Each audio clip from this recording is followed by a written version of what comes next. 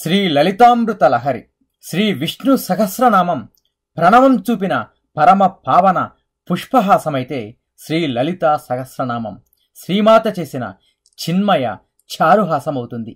ఆది విష్ణువు కృష్ణ చైతన్య రూపంలో చూపిన విశ్వరూపం దివ్యనామ సహస్రంలో గేయమైతే అదే శ్రీ దేవీనామ సహస్రంలో ధ్యేయమయ్యింది. పూర్వాపర సంబంధంతో పూసగుచ్చినట్టు ఆత్మతత్వాన్ని వివరించే శ్రీ రహస్య సర్వస్వం బ్రహ్మ జిజ్ఞాసను సూత్రీకరించిన బ్రహ్మసూత్రాలను శారీరక మీమాంస అన్నట్టుగా ఆత్మతత్వానికి శాస్త్రీకరించిన ఈ రహస్య నామ సహస్రాన్ని ఆత్మానందలహరి అని పేర్కొనవచ్చు. ఇందులో లావణ్యలహరి, వైభవలహరి, భావనాలహరి, ఆనందలహరి, చైతన్యలహరి, సాలఖ్యలహరి, సామీప్యలహరి, సారూప్యలహరి, సాయుధ్యలహరి అనే 9 తరంగాలు కూడా ఒక్క దాని తర్వాత మరొకటి పొంగి పొరలి శ్రీ మాతృస్వరూపాన్ని వెలగిస్తున్నట్టుగా తోస్తుంది. ఈ తరంగాలలో ఒక్కొక్కటి దాదాపుగా 20 శ్లోకాల వరకు వ్యాపించినట్టు భావించవచ్చు. ఈ 9 తరంగాలలో శ్రీచక్రంలోని 9 ఆవరణాలు కూడా తొంగి చూస్తున్నట్టుగా తోస్తుంది. అన్నింటికీ బాహ్యమైన తొలి ఆవరణం లావణ్యలహరిలో కనిపిస్తుంది. బ్రహ్మాది దేవతల చేత కొనియాడబడిన దేవి ఆత్మవైభవం సర్వాశ పరిపూరక చక్రానికి ప్రతీకంగా కనిపిస్తుంది. ఇలా 9 తరంగాలలో 9 ఆవరణాలను పోల్చుకుంటూ పోతూ ఉంటే అంతరాంతర కుహరంలో ఉండే సర్వానందమయ బిందువు సాయుధ్యలహరిలో ప్రతిబింబించి ఉంటుంది. శ్రీ సహస్రాన్ని సరిగ్గా అవగాహన చేసుకునేందుకు శ్రీచక్రం గురించి కొద్దిగానైనా తెలుసుకుని ఉండాలి. శ్రీచక్రానికి శ్రీవిద్యకు కూడా సన్నిహితమైన సంబంధం ఉంది. శ్రీవిద్య మంత్రం, శ్రీచక్రం యంత్రం. శ్రీ లలితా సహస్రం ఈ మంత్రానికి ఈ యంత్రానికి సంబంధించిన తంత్రం.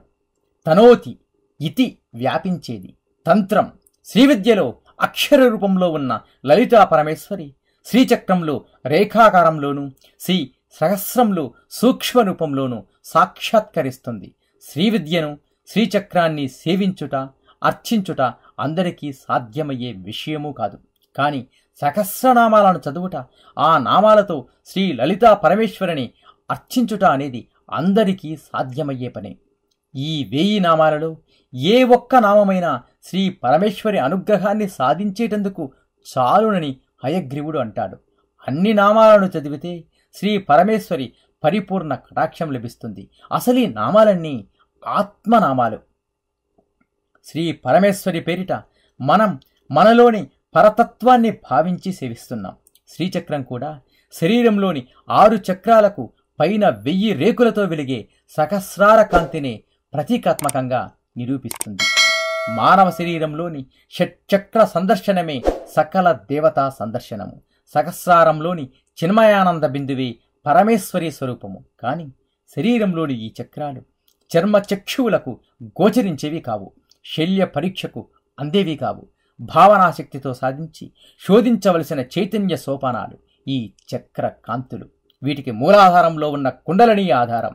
మెలికలు తిరిగిన పాముల ఆసనాస్థానంలో నిద్రానంగా ఉన్న ఈ కుండలిని మేల్కొని మేరువు చివరకు పయనించి లలాట స్థలం పైన ఉన్న సహస్రారాన్ని చేరి అందులోని అమృతాన్ని ఆప్యాయంగా ఆస్వాదించినప్పుడు మర్త్యుడు మృత్యుంజయుడు అవుతాడు. మరణించే శరీరం మరణించి నశించిన మరణించని అమరత్వాన్ని దర్శించడమే ఆత్మవిద్య. శ్రీ విద్య శ్రీ లలిత సహస్రనామంలో వివరంగా 1000 మాటలలో వివరించబడి ఉంది. ఈ రహస్య నామ సహస్రాన్ని కూర్చిన మహర్షి ప్రతి నామంలోనూ ఆ నామం తెలిపే తత్వాన్ని కూడా పొదిగి ఉంచాడు.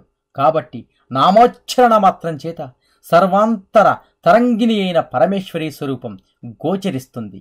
సాత్వికమైన సాధన, పరమ పావనమైన భావన, నిర్మలమైన హృదయము, నిశ్చలమైన మనస్సు, వీటితో ఈ నామాలను పఠిస్తే స్తోత్రానందంతో పాటు శాస్త్రజ్ఞానం కూడా లభిస్తుంది. శ్రీ లలితా సహస్రనామం శాస్త్రమనేందుకు ఒక ప్రబల నిదర్శనము ఉంది. శ్రీ విష్ణు సహస్రనామంలో చాలా నామాలు మాటిమాటికి కనిపిస్తాయి. అందులో నామ సంకీర్తన, స్తుతి ప్రభావం కాబట్టి ముఖ్యమైన నామాలు వేరువేరు చోట్ల వేరు అర్థఛాయలతో వస్తాయి. అది పునరుక్తి అయినా ఏమాత్రము కూడా దోషము కాదు. కానీ శాస్త్ర వివేచనలో పునరుక్తికి తావు లేదు. చెప్పిన మాట మళ్ళీ మళ్ళీ చెప్పటం శాస్త్ర విరుద్ధం. అందువలనే రహస్యనామ సాహస్రంలో ఏ నామం కూడా 2 సార్లు రాదు. దానికి తోడు విష్ణు సహస్రనామాలలో లేని పూర్వాపర సంబంధం లలితా సహస్రనామాలలో గోచరిస్తుంది. ఈ పూర్వాపర సంబంధం విష్ణు సహస్రనామాలలో జాగ్రత్తగా పరిశీలిస్తే గాని గోచరించదు. లలితా సహస్రనామాలలో అది సామాన్య దృష్టికి కూడా అగుపడుతుంది. ఈ నామ సహస్రాలకు రెండింటికి కొంత సామ్యం కూడా ఉంది. కొన్ని నామాలు స్త్రీ పురుష భేదంతో రెండింటిలోనూ దర్శనమిస్తాయి. నారాయణి, నారాయణుల, భవానీ భవులు, ముకుంద ముకుందులు రెండింటిలోనూ సాక్షాత్కరిస్తారు. కొన్ని పంక్తులు కూడా రెండింటిలోనూ సమానంగా గోచరమవుతాయి. విష్ణుపరంగా చెప్పిన స్తవ్య స్తవప్రియ స్తోత్రం, స్తుతి స్తోత్తరణాప్రియ అనే నామమాలిక, దేవీపరంగా చెప్పిన స్తోత్రప్రియ శృతిమతి శృతి సంస్కృత వైభవ అన్న శృతిహారానికి ఎంతో సమీపంగా ఉంటుంది. అలాగే మహామాయ, మహాసత్వ, మహాశక్తి, మహాహారతి, చారురూప, చారుహాస, చారుచంద్ర, కళాధర, రమా, రాకేందువదన, రతిరూప, రతిప్రియ, కళావతి, కళాలాప, కాంత, కాదంబరీ ప్రియ ఇటువంటి నామమాలికలు రాగమాలికలుగా వినిపిస్తాయి. అసలు శ్రీ లలితానామ సాహస్రమంతా శ్రీరాగ రంజితమైన మహాగానం. ఈ గానంలోని జ్ఞాన విజ్ఞానాలు మిళితమై ఉన్నాయి. ఇది గానానికే గానం వంటిది, స్తోత్రానికి స్తోత్రం వంటిది, శాస్త్రానికి శాస్త్రం వంటిది, జ్ఞానానికి జ్ఞానం వంటిది కూడాను. అర్చనకు, అధ్యయనానికి, ప్రార్థనకు, పారాయణానికి మంత్రసారంగా, యంత్రసారంగా, తంత్రసారంగా ఉపకరించి విజ్ఞాన సర్వస్వం రహస్య నామ సాహస్రం. ఇందులోని భావ సౌందర్యానికి ముగ్ధులై జగద్గురువులు శ్రీ శంకర భగవత్పాదులు సౌందర్య లహరిని వెలయించారు.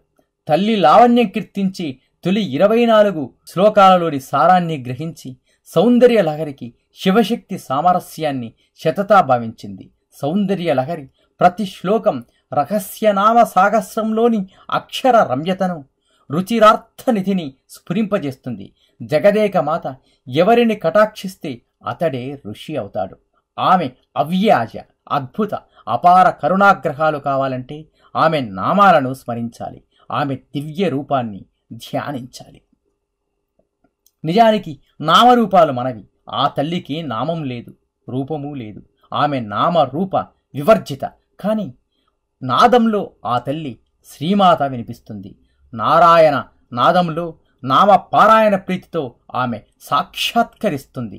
ప్రణవనాదమే పరమేశ్వరికి నిలయం. కనిపించే రూపం, వినిపించే నామం జీవలక్షణాలు. ఈ నామరూపాలకు ఆధారభూతమైన అస్తిత్వం, ఉనికి, కాంతి, వెలుగు, ప్రేమ, చెలిమి, పరమాత్మ స్వభావాలు. కనిపించేది జీవాత్మ.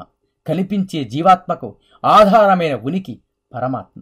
కనిపించే అవయవాలు పరమాత్మతో కూడి ఉన్నంత వరకే కనిపిస్తాయి, వెలుగుతాయి, వెలుగునిస్తాయి, ప్రేమనందిస్తాయి.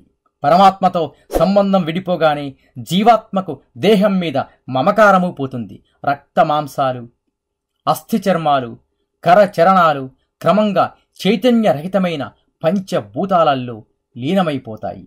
కానీ పోయిందేదో కనిపించదు. కళ్ళు సూర్యునిలో, మనస్సు చంద్రునిలో, వాక్కు అగ్నిలో, శ్వాస వాయువులో, చెవులు దిక్కుల్లో, శరీరం మట్టిలో, వెంట్రుకలు చెట్లు చేమల్లో, రక్తవీర్యాలు నీటిలో, ఆత్మ అంతరిక్షంలో కలిసిపోయిన తరువాత మిగిలేదేమిటి? అదే చింతన చైతన్యం. దానికి ఎదుగుబొదుగులు లేవు. ఎల్లప్పుడూ అది సంపూర్ణమే. అదే పరమేశ్వరి. లలిత, గాయత్రి, దుర్గా, పార్వతి, కళ్యాణి, కామాక్షి, ఏ పేరుతో పిలిచినా పరాశక్తి, ఆదిశక్తి, మూలశక్తి ఒకే చిచ్చక్తి. ఈ ప్రపంచమంతా ఆ చిచ్చక్తికి విలాసము. ఈ చిచ్చక్తిని వేదాలు గాయత్రిగా గుర్తించాయి. ఉపనిషత్తులు ఉమాదేవిగా భావించాయి. పురాణాలు లలిత, కాళి అనే పేర్లు పట్టాయి. ఆగమాలు మహాత్రిపుర సుందరి, రాజరాజేశ్వరి, మహాకాళి, మహాలక్ష్మి, మహాసరస్వతి, మహాగౌరి అని ఆరాధించాయి. ఏమీ తెలియని పామరజనులు అంకాలమ్మ, పోలేరమ్మ, ముల్లమాంబిక, నాంచారమ్మ అని పేర్లతో జగజ్జనని తమకు నచ్చిన విధంగా, తమకు తోచినట్టుగా భావించి సేవిస్తున్నారు. అన్నింటిలోనూ శక్తి ప్రధానం. ప్రతి పదార్థంలోనూ శక్తి ఉన్నది. పదానికి అర్థము శక్తి. సూర్యునికి వెలుగే శక్తి, చంద్రునికి వెన్నెలే శక్తి, అగ్నికి వేడి శక్తి. ఇలా శక్తి లేని పదార్థం లేనేలేదు.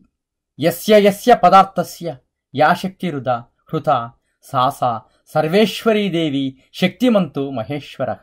ప్రతి పదార్థంలో ప్రచ్ఛన్నంగా దాగి ఉన్న శక్తి పరమేశ్వరి. సర్వేశ్వరి యొక్క శక్తి కలవాడే సర్వేశ్వరుడు. పరమేశ్వరునికి భేదము లేనేలేదు. శక్తికి శక్తి పదార్థానికి భేదము లేదు. పదార్థం స్థూలమైతే శక్తి సూక్ష్మం.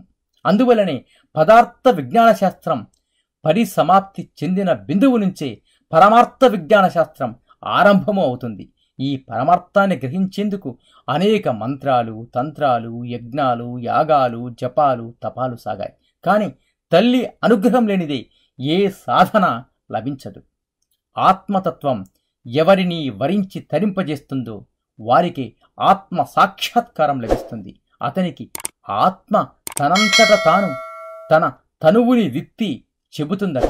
అందువల్లనే శ్రీమాత్రే నమః అని శ్రీ పరమేశ్వరిని ఆరాధించడమే ఆత్మ సాక్షాత్కారానికి ఏకైక మార్గం. బుద్ధిబలంతో, మేధాశక్తితో, తర్కాలతో, తార్కాణాలతో సామాన్యమైన జ్ఞానాన్ని సంపాదించవచ్చునేమో గాని ఆత్మజ్ఞానాన్ని సాధించడం తర్కబుద్ధికి సాధ్యము కాదు.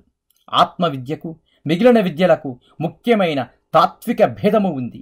లౌకికమైన విద్యలలో తెలుసుకొనవలసిన విషయం తెలుసుకునేందుకు ప్రయత్నించే వ్యక్తి వేరువేరుగా కనిపిస్తారు. కానీ ఆత్మవిద్య విషయంలో తెలుసుకొనవలసినది ఆత్మతత్వం. తెలుసుకునేవారు కూడా ఆత్మవంతులే. ఆత్మ తనను గురించి తానే తెలుసుకుంటుంది. ఇది చాలా చిక్కు సమస్యే. కొలతకే కొలత కావలసి వస్తుంది.